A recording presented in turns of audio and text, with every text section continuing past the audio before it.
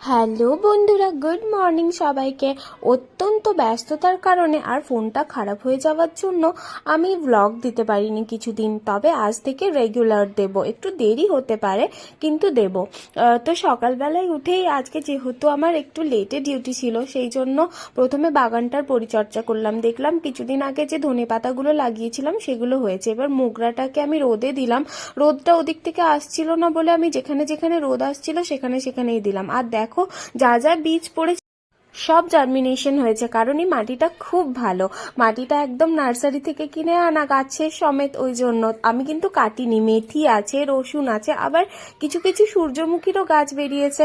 খুব ভালো লাগলো দেখতে। আর এটা হচ্ছে আমার সব থেকে ফেভারিট ফুল, এত সুন্দর গন্ধ, আহা হা।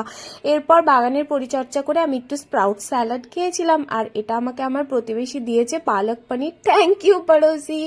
তো আর বেশি কিছু করব না, একটু খালি ভাজা করব। ছোট ছোট ক্যাপসিকাম কটা নিয়ে এসেছিলাম, সেগুলো আছে।